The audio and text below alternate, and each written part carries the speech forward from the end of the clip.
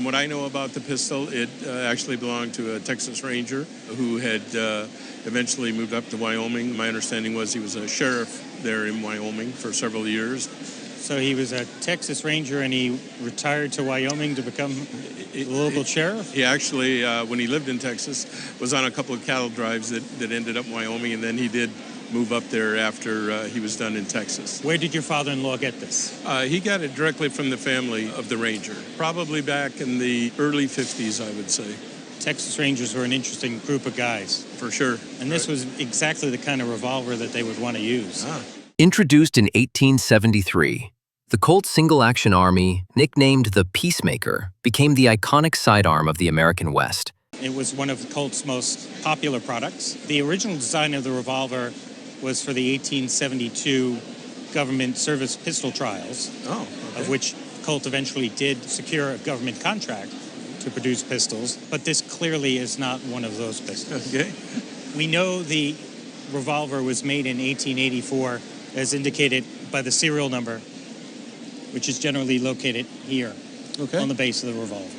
All right. The price of the Colt could be monumental if it has one thing. And there's the patent dates of the revolver, which are much earlier than the date of manufacture. And one of the main factors in collecting Colt firearms is whether or not it's originally factory engraved or not. Okay. The premium is paid for the factory engraved examples. Oh, nice.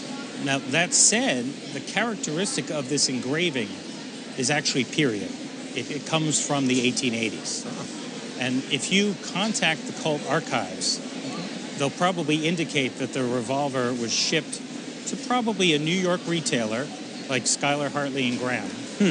To think that much information is packed in the etched patterns on the gun. And it may have even been shipped in what they call the blue, with a blue finish on it. Oh, really? And it probably had either wood or rubber grips at the time.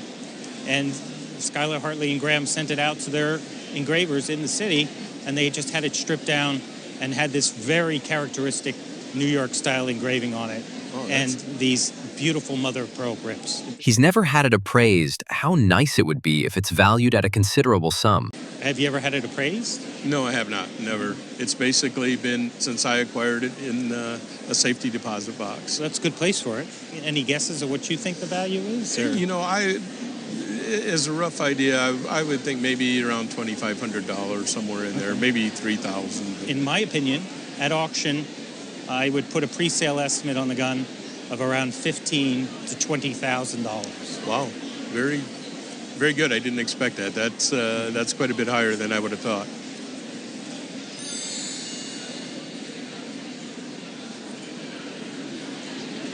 Although it's not quite as beautiful as the Peacemaker, this Colt was gifted by a former president of the USA. I brought in a 1851 Navy Colt that was presented by President James Buchanan in 1859 to a frontiersman by the name of Seth Kinman, who was up in Northern California. Mr. Kinman made horn chairs that he gave to various presidents, including Lincoln, and this was in recognition for his gift to President Buchanan of one of those chairs. I got it from my father, and he went to an estate sale maybe about 25, 30 years ago, and saw this just sitting on a table, and thought it was interesting, looked at it, and saw the backstrap there and the engraving, and caught his eye, and here we are. The expert examines the pistol and photographs, and he's very pleased with what he sees. When we look on the backstrap, it has his name as well as President Buchanan and the 1857 presentation date. That changes the whole outlook of this gun, because without that inscription, it's just a well-worn. Right, it definitely looks like it's been in the weather and thrown in a drawer somewhere. And it has, but when you know who it went to, there's a reason for all of those bangs and bruises. He was the man, Mr. Kinman, is what you visualize as a frontiersman. And we've got two images. One of them shows him in one of his chairs, the bear chair. And when you look at him, he's got that woolly look. You can just tell mountain man. From the pictures alone, he manages to deduce so much. He was a scout. He was a frontiersman. He helped the government when they were out this way by providing food for them as well as scouting. And He worked with and against the Native Americans because some tribes the U.S. government was at war with, and some of them we were allied with. Makes sense. And so he did a little bit of both. That's enough about the owner. What about the gun itself? But the gun itself is a .36 caliber, model 1851, made in Hartford, Connecticut. They made a little over 200,000 of these guns, but there's one that went to that man. We know that he actually used this gun because he did a couple of modifications to it to fit his style. He trimmed down the hammer so there's not as much of a spur. A lot of times they would do that to keep it from accidentally going off. This gun turned out to be a gold mine. This gun, because of his connection, it's a true piece of California gold. This is a gun that in today's world should be insured for about $50,000. Wow. Wow. Well, I won't be leaving it in a drawer now. It's a great gun. That's amazing. Thank you so much. That's amazing information. That's incredible. This belonged to my grandfather, and when they settled his estate, my father got it, and my husband wanted it, so he gave it to me. Well, that's wonderful, and what a nice gift that would be. Well, the Henry is the forerunner of the Winchester repeating rifle that we know today in Winchester Repeating Arms Company. It was a 15-shot, 44 caliber lever-action rifle designed by B. Tyler Henry. With only about 200 made, it's one of the rarest and most collectible rifles of the Civil War era. The iron frame is the important feature of this particular gun. I'd like to show you the early serial number of this rifle, which is located on the top of the barrel flat, and this is number 64. I think you can clearly see that we've got a very early gun here. The rifle was originally blued, and the finish is somewhat faded into patina. It's been lightly cleaned. With the number etched on it, the estimated price will definitely be quite a sum. I would estimate this rifle today from $75,000 to $100,000. My goodness, thank you very much. Now, isn't that a nice surprise? It sure is. It's a wonderful surprise. This woman brought in a gun she had inherited from her parents, who had gotten it from their gun collector pal. Do you know anything about it? We were told that it was carried by a British soldier during the Revolution, and that's really all I know. It's a wonderful rifle. It has wonderful raised carving, which I'll show you. But the most remarkable part about it is it's in untouched original flintlock condition, which is very rare for a rifle because rifles were used until they were worn out, and they converted most of the flintlocks to percussion, which was a more modern ignition. And this has never been touched by anybody. Rare? That's real good news. If it's tied to anyone famous, that'd be even better. Now let me show you. The name Christian Beck, who worked in Lebanon County, Pennsylvania, from the late 18th century till about 1810. And here's the original. This is the original lock. It's missing the frizzen spring, but it's all there. Wonderful carving here, and tremendous carving right here. It's just a remarkable rifle made by an expert gunsmith, and I'm so happy to have seen it and that you brought it in. And to think she stashed such a nice piece in her closet. Let's find out its value. And look at it. Do you have any idea of the value? Oh, none at all.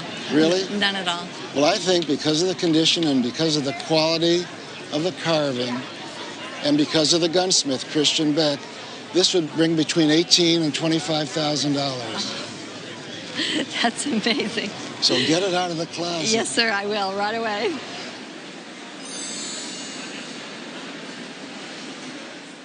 A man brings in a rare Civil War relic, his great-great-grandfather's shotgun. He shares a little about his ancestor's story. A shotgun that my great-great-grandfather in the Civil War captured 3 days before the signing of the end of the war at Appomattox. And who was your great-great-grandfather? Charles Porter Maddox. He was a Mainer who fought with the 17th of Maine. The expert actually has a clue of how the gun got into the man's hands. You could make a Hollywood movie about Charles Maddox's military career. He serves through the entire war with the 17th Maine, and in early 1864, he's actually transferred to the 1st U.S. sharpshooters. Correct, yeah. Berdan sharpshooters, probably the most famous elite regiment to fight during the Civil War, and he fights with them through the wilderness. That's where he's captured. And then, of course, he gets back to the regiment right in the closing days of the war. One of the last major actions is Sailor's Creek.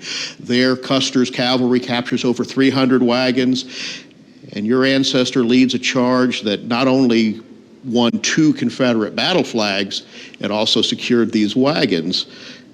And among the wagon's contents were items that belonged to Confederate General James Longstreet. Could this have belonged to a Confederate general? James Longstreet is one of the most reviled and yet one of the most praised of Confederate generals. Like so many Southerners of the time, when his home state seceded, when the South seceded, he resigned his commission in the Union Army and he went and followed the South. Particularly after Stonewall Jackson's death, Longstreet was certainly the major lieutenant for Lee. He was his most trusted general, his old war horse, as he called him. After the war, he became a Republican. He supported Grant, his old friend. The expert highlights the gun's quality, dating, and design, noting it was crafted by a prominent family of gun makers. It's a high-quality Mortimer shotgun. The Mortimer family was in the gun business for a very long time, based in London. They also had offices in Edinburgh, and based upon the Edinburgh address that's on this label, we know that this gun would have been manufactured between 1840 and 1854. The expert explains that firearms like this hold great value, especially when tied to important figures and events in history. As a gun, with no history, with the case, with the accessories, it's probably a $1,500 to $2,000 gun. The subjective part is, what is the value of the gun because of all of the historical associations? In the summer of 2021, some very well-provenanced Old West guns sold for exorbitant numbers, far exceeded their auction estimates. One gun that probably was only worth a few $1,000s as a gun sold for $6 million. Wow. So that indicates there's an incredibly strong market right now for guns with strong historic provenance. He gives his appraisal. The shotgun is worth a considerable sum. We honestly cannot agree on a high number. We think that very legitimately an auction estimate of $50,000 to $100,000 is conservative. I wouldn't be surprised if in the right setting, because of the provenance, it approached 7 figures. It's fascinating to hear all that, and interesting that collectors would pay that much for it, but I'm not surprised. And I'm not aware of any other directly owned by Longstreet type items that are available. A man brings in a rifle left to him by his grandfather 30 years ago. He admits he knows very little about it. I brought in a rifle that my grandfather left me about 30 years ago. Dropped it off one Christmas morning, and I was named after him, so as a grandson, I inherited it from him, I guess. A pretty Christmas present. Yes. Do you know where Granddad got this gun? I have no idea. What do you know about the gun? I don't know a real lot. I know the caliber is a .219 zipper, and that's really all I know about the gun. If the intricate design wasn't indicative enough, this gun was built as a luxury firearm for the wealthy. Sometimes there's guns that are works of art instead of just regular weapons. This is one of those guns. Okay. This is the kind, when you see it, you say, ring-a-ding-ding, baby, it's on. This one is beautiful. It's a beautiful German-made, they call it a Schützen rifle. They're basically real fancy guns for real wealthy people. It's a literal piece of eye candy. It definitely made someone super proud to be its owner. It's got beautiful designs. We've got game scenes, and you can imagine hand carving that to that quality of workmanship without messing up. And it's just a beautiful gun. The metal work is beautifully chiseled. All that's hand detail work. We've got the cherubs on the frame carrying the game. I mean, it's as good as they get. After taking a closer look, the expert identifies the maker as Carlos Steigola. This gun has a Martini-style action. That's the fellow that held the patent on it. And across the top of the barrel, we've got an interesting mark. Inlaid in gold, it has the mark of Karl Stiegel in Munich, Germany. And he was a premier maker. he produced this kind of work throughout his career. It's gold and silver inlaid, just a beautiful gun from front to back. It has the double triggers because it's a set system. The first one is to get it ready, and that second one is a hair trigger. That helps in the target shooting. Everything about this rifle screams premium indeed. This rifle will rake in a lot for its owner. A plain Jane gun like this, without the relief carving, without the chase work, without the gold and silver, can sell in the $800 to $1,500 range. This one's a whole different ballgame. This one would retail today for about $8,000. Okay. Nice.